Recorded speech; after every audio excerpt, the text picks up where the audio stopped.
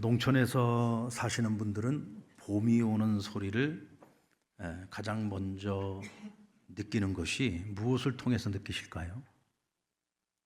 농촌에 안 살아봐서 잘 모릅니까? 얼마 전에 온천 상랑교회를 다녀왔는데 오고 가는 길에 차창문을 열어놓을 수가 없더라고요. 이게 봄바람은 불어오는데 이 창문을 못 여는 이유가 뭘까요? 네, 퇴비 냄새 때문에 그렇습니다. 이 퇴비 냄새가 얼마나 지독한지 정말 이 동읍 쪽으로 들어가는 그 순간서부터 이 퇴비 냄새가 나기 시작하는데 도저히 차창문을 열어놓을 수가 없었습니다. 이 퇴비라고 하는 것은 부숙 유기질 비료죠. 그러니까 돼지나 닭이나 소나 이런 그 동물들의 그 분뇨를 톱밥하고 같이 섞어가지고 이거를 푹 썩힌 것이 퇴비입니다. 그러니까 여러분 이게 냄새가 향긋하겠어요? 진동을 하겠어요? 네, 아주 악취가 진동을 합니다. 그런데 이 봄이 오는 시기는 이런 퇴비가 우리의 후각을 괴롭히기도 하지만 그러나 열매를 맺는 나무들에게는요 겨우내 얼어 있었고 또 이 토양이 겨우 내내 원래 있던 그 양분을 다 빨아먹어서 굉장히 지금 빈곤한 가운데 있어요. 이때 퇴비를 주게 되면은 영양분을 제공하는 겁니다. 그래서 한 해 농사를 이렇게 퇴비를 줌으로써 시작을 하는 거죠. 굉장히 중요한 시기인 겁니다. 봄이 오게 되면은 농부들의 손길만 바빠지는 게 아니죠. 이제 학교를 다니는 자녀를 둔 부모님들은 아이들도 이제 새 학년 새 학기를 준비해야 되지만 우리 부모님들도 손길이 바빠집니다. 특별히 우리 어머니들의 손길이 바빠지죠. 교회도 마찬가지입니다. 교회도 여러분들 요즘 이제 진짜 새해가 시작됐구나 하는 걸 뭘로 느낄 수 있어요? 저만 느낍니까? 네, 우리 성도들 다 같이 느끼잖아요. 겨우내 우리가 쉬었던 방학을 끝내고 이제 우리 순장 모임도 다시 시작이 되고 순 모임이 다시 시작이 되고 또 양육과 훈련, 또 성김과 봉사, 또 여러 프로그램들이 새롭게 지금 시작을 하고 있습니다. 그래서 교육자들도 분주하고 또 우리 성도들도 분주해지고, 아멘. 예. 영적인 워밍업이라고 할 수 있습니다. 한 해 신앙생활을 위한 또 어떤 면에서 보면 영양제를 맞는 시간이기도 하죠.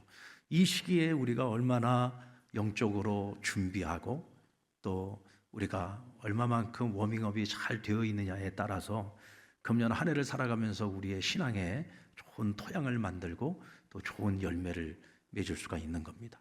그래서 2월 마지막 주에는 우리가 봄맞이 특세를 통해서 우리 이제 학기가 시작되는 아이들 우리가 말씀 주고 또 같이 기도하고 끝나고 난 다음에는 먹거리도 먹여가면서 우리가 영과 육으로 또 이렇게 새로워지는 그런 시작을 우리가 했고요. 또 지금 3월에는 봄맞이를 하면서 우리가 4인 4색 우리가 벌써 이제 2분 목사님이 오셔서 은혜 받았는데 또 이제 남은 2분 오셔서 우리에게 말씀 주실 때 다들 열심히 참석하셔서 은혜들 많이 받으시기 바랍니다. 네. 여러분 이 워밍업을 할 때는 함께 해줘야 되는 거예요. 나중에 내가 홀로 하지 나 혼자 시작하면 되지. 아니요. 할 때 같이 함께 그래야 여러분 우리가 힘이 나는 거예요. 혼자 하려고 하면 힘들어요. 영적인 워밍업도 함께 해야 기운이 나고 또 즐겁게 할 수 있고 좀 힘겨워도 같이 할 때 기운이 나는 거예요. 아멘입니까? 이제 2번 남았습니다. 2번 참석하시면 다 참석하신 걸로 인정을 해드릴 테니까 남은 2번 또 열심히 참여하셔서 많은 은혜들을 받으시기 바랍니다. 그런 의미에서 보면 사순절기가 이 봄이 오는 시기에 전 세계적으로 이 사순절기를 함께 지내는데 사순절기는 예수님의 부활의 날을 기다리면서 보내는 그 기간을 우리 사순절기라고 이야기를 합니다. 이 사순절기에는 우리가 무엇을 묵상하느냐? 예수 그리스도를 묵상하는 거예요. 여러분 우리 기독교 신앙의 본질이 뭡니까? 기독교 신앙의 본질은 복음이잖아요. 복음이 뭐예요? 예수 그리스도입니다. 예수 그리스도가 계시지 않았으면 우리는 여전히 죄와 사망 가운데서 살아갈 수밖에 없죠. 하나님의 심판 앞에 놓인 참 불쌍한 영혼들로 우리는 이 땅을 방황할 수밖에 없는 겁니다. 그러나 예수님께서 이 땅에 오셔서 인간의 몸으로 우리의 모든 죄를 다 짊어지고 십자가에서 죽으셨죠. 그냥 십자가에서 죽으셨습니까? 온갖 순환과 고난을 겪으시고 십자가에 달려 우리의 모든 죄를 대속하신 겁니다. 우리가 예수님의 십자가를 믿고 예수님을 믿는다는 얘기는 무슨 얘기냐? 예수님의 그 십자가에 우리의 모든 죄가 같이 못 박힌 거예요. 그러니까 그리스도와 함께 내가 십자가에 못 박혔나니, 내가 못 박힌 게 아닌데도 우리는 예수님을 믿는 믿음 안에서 예수님과 함께 십자가에 못 박힌 거예요. 그를 통해 우리는 죄 사함을 얻는 겁니다. 내 모든 죄를 예수님이 대속하여 주셨기 때문에 우리의 대속의 제물이 되어주시고 희생제물이 되어주신 예수 그리스도, 그분의 그 순환과 고난, 십자가, 그것을 우리가 깊이 묵상하는 거죠. 여러분, 예수님이 빠져버린 교회는 교회가 아닙니다. 예수님이 빠져버린 우리의 신앙생활은 신앙생활이 아니에요. 여러분, 세상에도 많은 종교들이 있습니다. 그저 내가 믿는 신을 통해서 내가 복을 받고 이 땅에서 잘 먹고 잘 사는 거, 우리는 그런 신앙이 아니잖아요.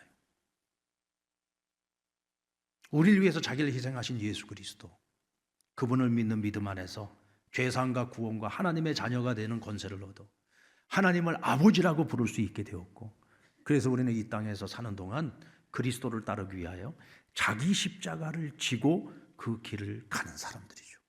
아멘. 그래서 이 사순절기에는 예수님을 묵상하면서 또 우리가 걸어가야 되는 우리의 사명, 자기 십자가가 무엇인지를 묵상하고 또 우리의 삶 속에서 그것을 실천함으로 하나님 우리에게 허락하신 그 거룩함을 회복하고 또 믿는 자로서 그리스도인으로서 부끄럽지 않은 삶을 다시 한번 결단하는 시즌이라고 할 수가 있어요. 자, 그런 의미에서 보면은 오늘 본문의 사건인 변화산 사건은 주님께서 십자가를 앞두고 있는 이 시점에서, 그리고 앞으로 제자들이 예수님의 말씀을 따라 자기 십자가를 걸어가야 되는 그 길을 앞두고 있는 시점에서 오늘 이 변화산 사건은 굉장히 의미 있고 중요한 사건이라고 말할 수 있습니다.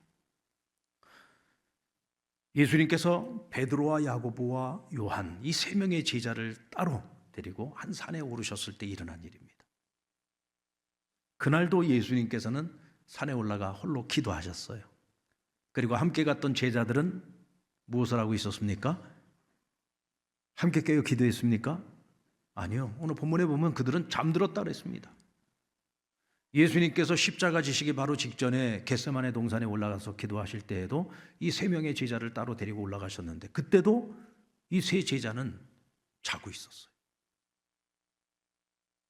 왜 이들은 12제자 가운데서 특별히 뽑혀서 특별하게 주님과 함께 이 산에 올라갔음에도 불구하고 주님과 함께 깨어 있지 못하고 함께 기도하지 못한 이유가 뭘까요?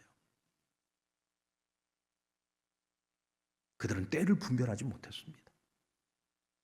지금이 어떤 때인지를 모르는 거예요. 그냥 이렇게 편안하게 두 다리 뻗고 잠을 잘 때가 아닌데 지금은 그 어느 때보다 깨어 기도하고 긴장감을 가지고 있어야 되는 때인데 그들은 그 때를 분별을 못했습니다. 이 때를 분별하지 못했다는 얘기는 무슨 얘기냐?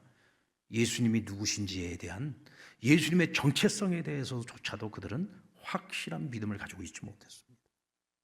그러니까 주님께서 말씀해 주시는 것을 들어도 새겨듣지 않고 다 흘려들은 거예요. 그러니까 긴장이 없습니다. 때를 분별하지 못하니까. 그러니까 주님께서는 홀로 기도하고 계시는데 그들은 깊은 잠에 빠져 있었던 것이죠.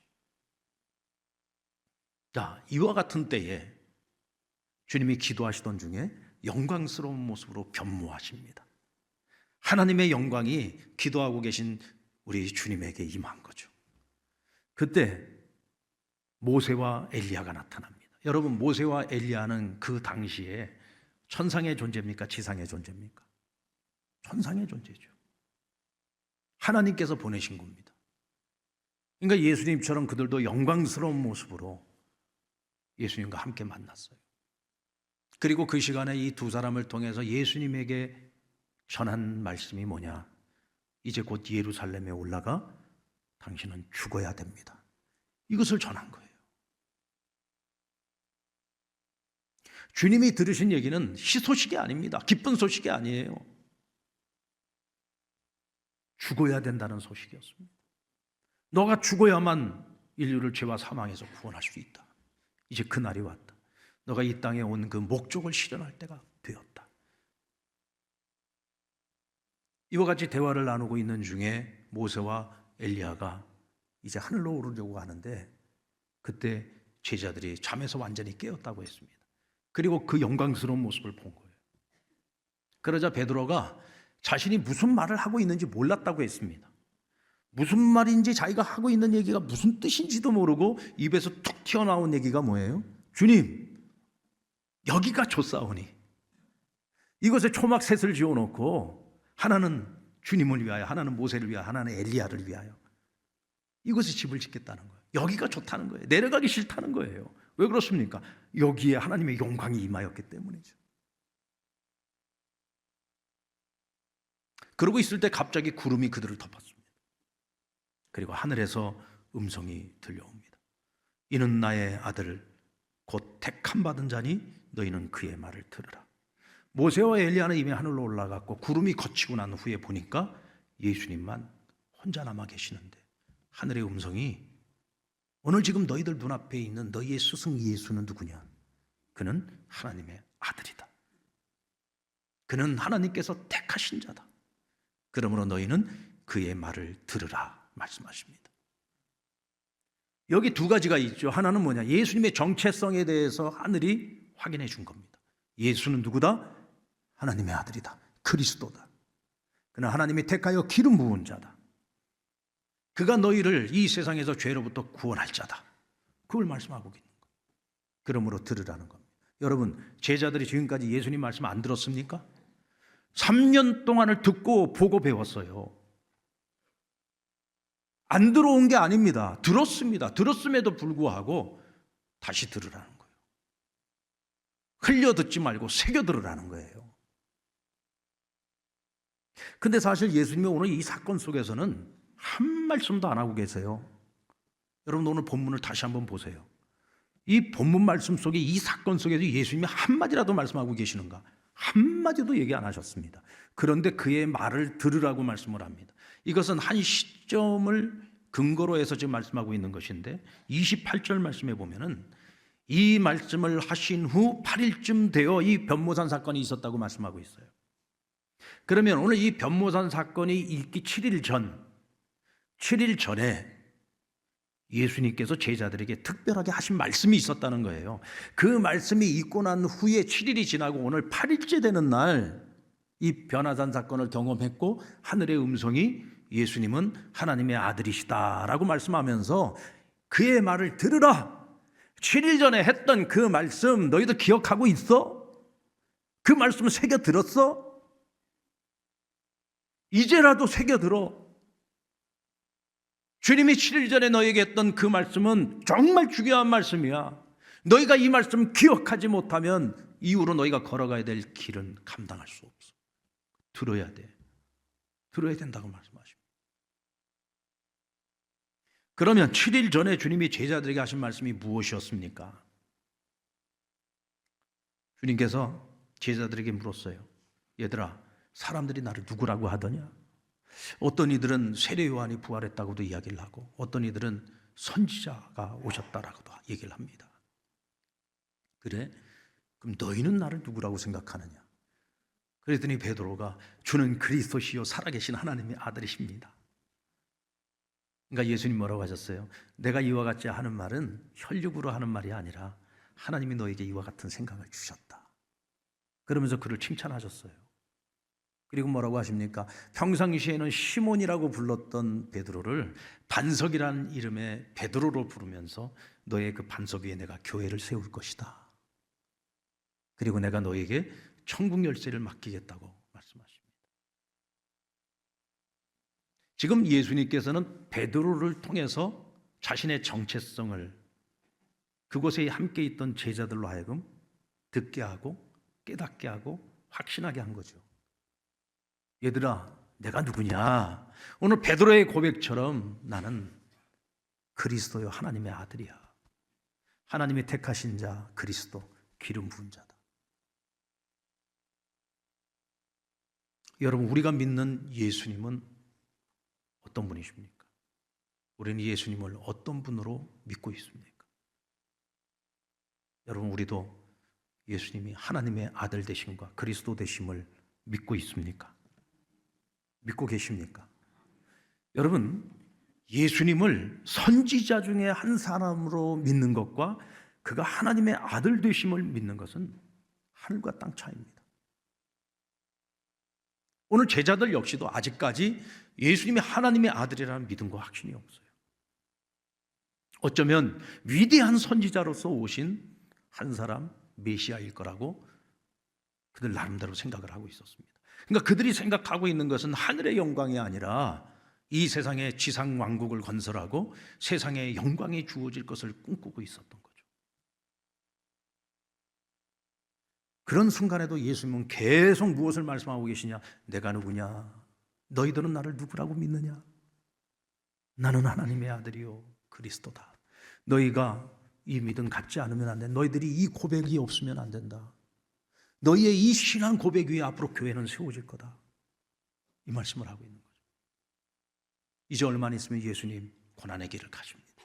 십자가에서 죽으실 겁니다. 그 순간에도 이 제자들이 믿음 흔들리지 않고 자신들이 가야 할 길을 가기 위해서는 반드시 이 신앙 고백이 필요한 거예요. 주님 말씀대로 너희가 나를 따르려거든 자기 십자가를 지고 나를 따르라고 말씀하셨는데, 자기 십자가 지고 주님이 걸어가신 그 길을 따라가려면 내가 믿는, 내가 따르고 있는 예수가 누구인지를 정확하게 알아야 되는 거예요. 그분은 하나님의 아들이시다. 그분은 그리스도이시다. 나의 구원자시다. 내 인생의 주인 되신다. 여러분, 오늘 우리에게도 그와 같은 고백이 있습니까? 갈라디아서 2장 20절 말씀에 내가 그리스도와 함께 십자가에 못 박혔나니 그런즉 이제는 내가 사는 것이 아니요 내 안에 그리스도께서 사신 것이라. 이제 내가 육체 가운데서 사는 것은 나를 사랑하사 자기 자신을 버리신 하나님의 아들을 믿는 믿음 안에서 사는 것이라. 여러분, 이 신앙 고백이 없으면요 우리는 철저하게 자기중심적으로 살아갈 수밖에 없어요. 철저하게 이기적인 삶을 살아갈 수밖에 없습니다. 3년 동안 예수님 따라다니면서 그렇게 자기들 눈으로 직접 보고 듣고 배웠던 제자들마저도 3년이 지난 지금 이 시점에서 주님이 자기가 십자가 질 것과 부활할 것을 다 말씀하셨는데도 불구하고 그들은 듣고 싶은 것만 들으려고 했고 그 말씀 새겨 듣지도 않았고 기억하지도 않았습니다. 하물며 오늘 우리는 어디에 마음을 쏟고 살아가고 있습니까? 과연 우리는 정말 예수 그리스도께서 하나님의 아들 되심과 우리를 죄와 사망에서 구원하신 하나님의 아들이시며 그리스도이심을 여러분 마음으로만 믿고 입으로만 시인하는 것이 아니라 우리는 그 주님을 온전히 믿고 우리 인생의 주인으로 삼고 그분 앞에 순종하고 복종하는 삶을 살아가야 될 줄로 믿습니다. 오늘 우리에게 이 신앙 고백이 없으면요 우린 그리스도인의 삶을 시작할 수도 없는 것이고 열매를 맺을 수도 없는 것입니다. 그래서 다시 들어야 되는 겁니다. 다시 듣고 다시 새겨 듣고 다시 기억하고. 그래서 매일매일 여러분, 우리가 하루를 기도로 시작한다는 것은 어떤 의미인가요? 하루를 기도로 시작한다. 우리는 하나님 아버지께 기도하잖아요. 하나님 아버지, 하나님이 나의 아버지가 되셔. 어떻게 하나님이 나의 아버지가 될 수 있어요? 예수님 때문에. 그래서 기도의 마무리는 예수 그리스도의 이름으로 기도하잖아요. 하루를 예수님 우리 인생의 주인 되심을 고백하면서 하루를 시작하는 것이고 그 주님이 오늘도 나와 함께 동행하심을 인정하고 고백하며 하루를 시작하는 것이고 주님과 함께 동행하는 이 하루를 어떻게 살아야 진정 가치 있는 삶인지 그리고 내 삶을 온전히 누구에게 맡기고 살아가야 될 것인지 그것을 정하고 그 뜻을 정하고 그렇게 하루를 시작하는 것이 기도의 시작인 겁니다. 아멘. 이번 사순절 기간만이 아니라 우리 일평생의 신앙생활에 기도의 삶으로 시작하는 하루란 그런 의미예요. 예수가 누구신가? 오늘 거기서부터 출발하는 것입니다. 우리가 들어야 될 두 번째 주님의 음성은 십자가 없는 부활이 없고 고난이 없는 영광이 없다는 겁니다. 주님께서는 이미 7일 전에 자신이 가야 할 십자가의 길을 알려주시면서 내가 죽는다고 해서 너희 서러워하지 말고 슬퍼하지 마라. 내가 장사된 지 사흘 만에 아버지께서 나를 부활케 하실 것이다. 만약 부활이 없다고 한다면 나를 믿고 따르는 것이 아무 의미가 없다. 나의 부활이 있어야 너희의 부활도 있다. 주님께서 분명히 말씀하셨어요. 그럼에도 불구하고 제자들의 마음은 십자가는 별로 마음이 없어요. 부활도 별로 마음이 없어요. 왜? 십자가를 인정하지 않는데 무슨 부활이 있겠어요? 그들은 고난이 없는, 고생이 없는 영광만을 생각을 하고 있는 겁니다. Don't worry, be happy. 아무 걱정 없이 그냥 매일매일을 이제 앞으로 행복하게 살 일만 남았다고 생각을 한 거죠. 오늘 베드로가 왜 여기서 내려가기 싫다고 했으면 왜 여기가 좋다고 했습니까? 오늘 이 변화산 이 자리는 하나님의 영광이 임한 자리잖아요. 내려가면 고생길 훤하거든요. 내려가기 싫은 거예요. 고생이 없는 영광. 여러분들 고생이 있는 영광을 바라십니까? 고생 있는 영광을 바라십니까?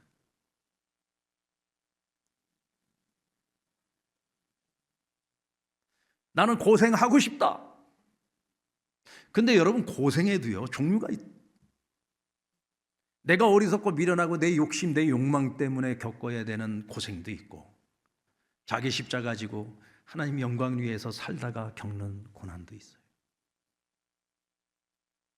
그런데 여러분 하나님의 자녀로 살아간다는 게 얼마나 감사한 일인지 내가 어리석고 미련하여 당하는 고난이 되었든 하나님 영광을 위해서 살다가 겪는 고난이 되었든 하나님께서는 그 고난을 통과역으로 결국은 종착역으로 가기 위한 하나의 통과 의례예요.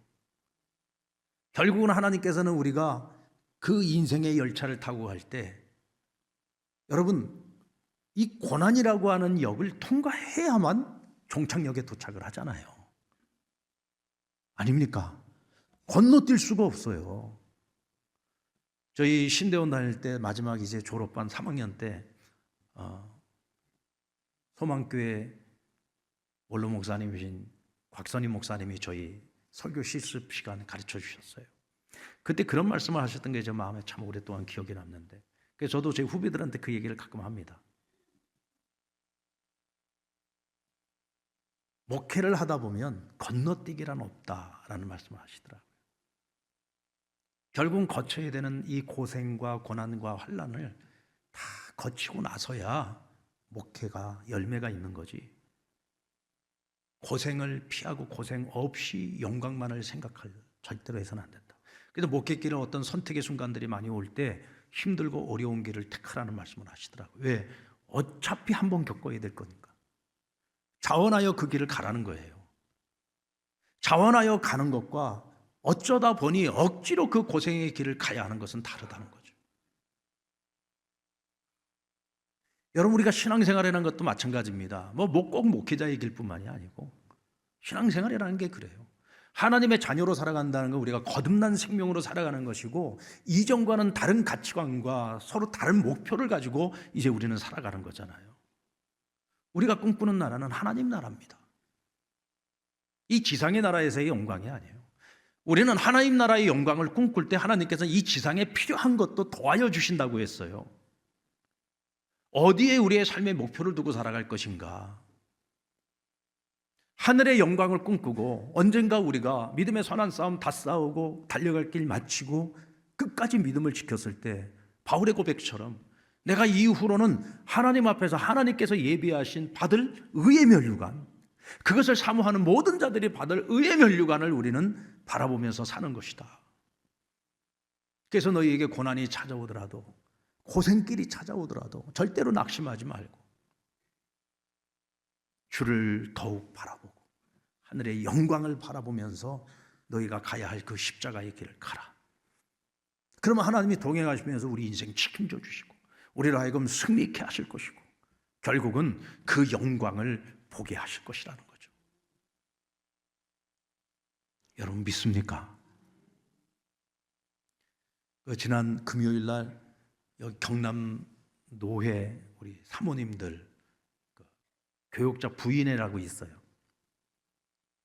그분들이 찬양단도 있어서 또 노회를 하면은 노회 예배 때 와서 찬양도 해주시고 뭐 사모님들이 다들 어렵고 힘들게 목회하시는 또 그 교회 목사님들 사모님들도 굉장히 많으시고 저희 교회에서 이제 같이 그 모임 가지면서 목사님 설교 좀 해달라 그래갖고 제가 말씀을 전했는데 그 말씀 전하면서 마리아의 향유옥함 이야기를 했어요.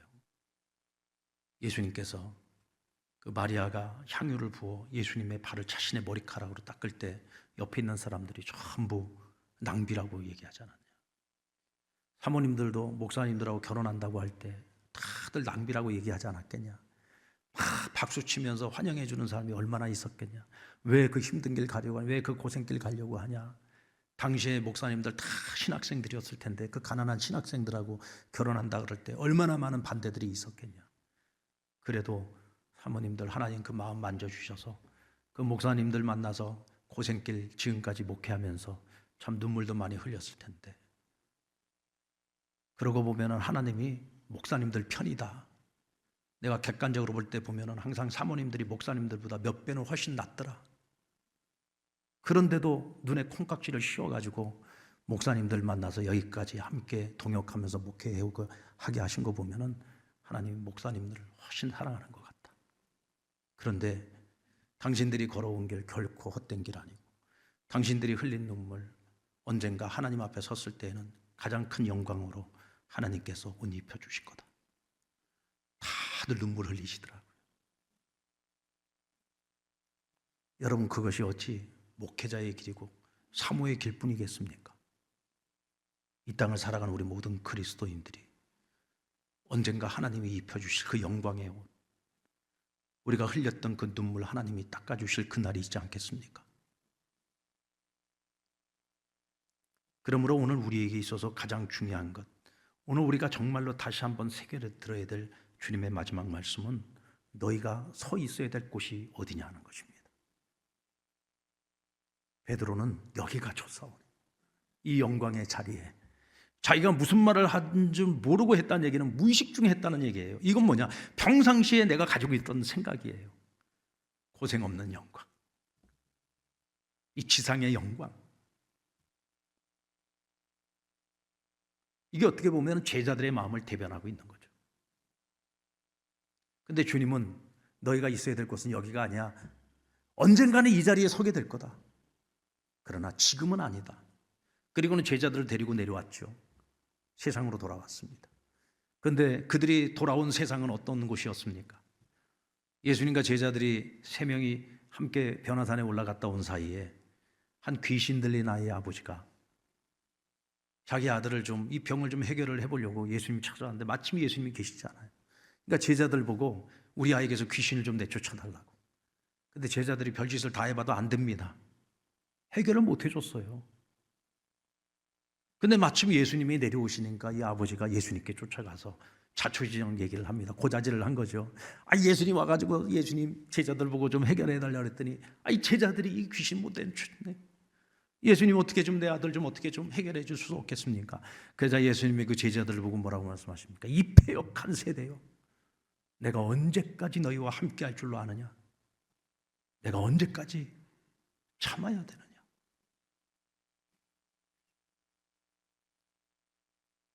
그러시면서 그 귀신 들린 아이에게 귀신에게 나가라고 명하시니까 귀신이 그냥 한순간에 나가지 않습니까?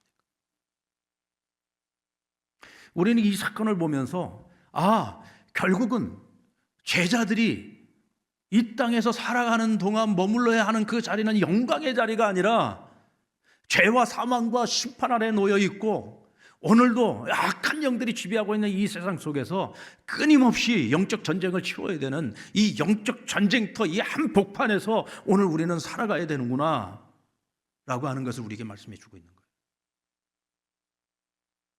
여러분, 교회는 모이는 교회가 있고 흩어지는 교회가 있잖아요. 우리 지금 모이는 교회의 모습을 가지고 있습니다. 주일이면 이곳에 이렇게 함께 모여서 하나님을 예배하면서 오늘도 주시는 말씀 안에서 지혜를 얻고 힘을 얻고 한 주간을 살아갈 수 있는 능력을 얻어요. 또 교회에서 하는 양육과 훈련 여러 가지 프로그램들을 통해서 우리가 다시금 우리 자신을 리바이벌 하면서 어쨌든 성령의 능력으로 이 어렵고 힘든 세상 속에서도 내가 사명 감당해 보려고 그렇게 여기서 힘을 비축하는 거죠. 그리고 어떻게 합니까? 우리는 세상으로 돌아가잖아요. 한 주간 동안 여러분들 세상 속에서, 가정에서, 일터에서, 직장에서 또 더불어 살아가는 이웃들과 함께 그 속에서 우리는 어떤 삶을 살아가야 됩니까? 흩어지는 교회는 사명을 감당하는 길이에요. 자기 십자가 지고 걸어가는 길입니다. 우리는 한 주간 동안을 그 속에서 살아가는 겁니다. 여기가 좋사오니 하고 날마다 교회 안에만 머무는 것이 아니라 교회에서는 새 힘을 얻었으면 세상으로 나아가서 우리는 말씀대로 살아가는 거예요. 예수님께서 뭐라고 말씀하셨습니까? 누가복음 11장 28절에 보면은 예수께서 이르시되 오히려 하나님의 말씀을 듣고 지키는 자가 복이 있다라고 말씀하셨어요. 여러분, 들었으면 지켜야 됩니다. 알고 있으면 행해야 되는 겁니다. 그래서 의사 누가는 누가복음을 기록할 때 크게 두 가지 관점을 가지고서 성경을 기록했습니다. 첫 번째는 예수가 누구인가?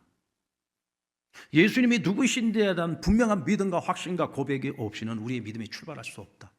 어떤 기적이 있어도, 어떤 표적이 나타나도 예수 그리스도에 대한 분명한 신앙 고백이 없이는 우리는 아무것도 할 수 없다.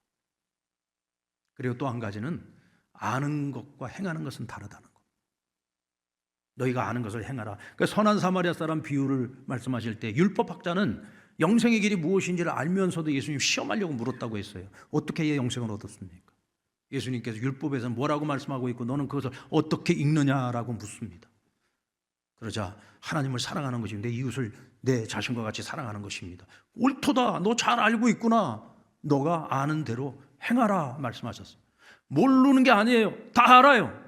그럼에도 불구하고 행하지 않는 것이 문제인 거죠. 선한 사마리아 사람의 이야기를 말씀하시면서 누가 강도 만난 자의 이웃이냐? 자비를 베푼 자입니다. 그래? 그럼 너도 자비를 베풀어라.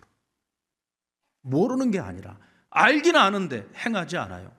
오늘 제자들의 모습을 보면서 주님이 답답하신 이유가 뭘까요? 3년 동안 가르쳤습니다. 그들은 배웠습니다. 들었습니다. 그러나 아직도 바뀌지 않았어요. 여전히 행하지 않고 있어요. 7일 전에 가르쳐 주었던 말씀조차도 그들은 기억 못하고 있습니다. 그냥 답답한 거예요. 오늘 그런 주님의 마음을 아시기에 하늘의 음성이 들려오기를 들으라 들으라 들으라 들으라 말씀하고 있는 거예요. 그냥 듣기만 하지 말고 새겨 듣고 그 말씀대로 행하라 행하라 말씀하고 있는 것입니다. 오늘 사순절 둘째 주일을 맞이해서 오늘 우리가 들어야 될 말씀, 우리가 믿는 예수님이 누구신지 정확하게 믿고 고백하시길 바랍니다. 십자가 없는 부활 없습니다. 영광 없는, 고난 없는 영광 없습니다. 건너뛰기는 없습니다. 어차피 내가 한 번 겪어야 될 것이라면 억지로가 아니라 자원하여 자기 십자가를 지시길 바랍니다. 오늘 여러분들이 살아가는 세상 속에서 오늘 우리의 사명을 감당하라고 말씀하십니다. 어렵지 않습니다. 말씀대로 살아가면 됩니다. 말씀대로 행하는 저와 여러분 되시기를 우리 주님의 이름으로 축원합니다.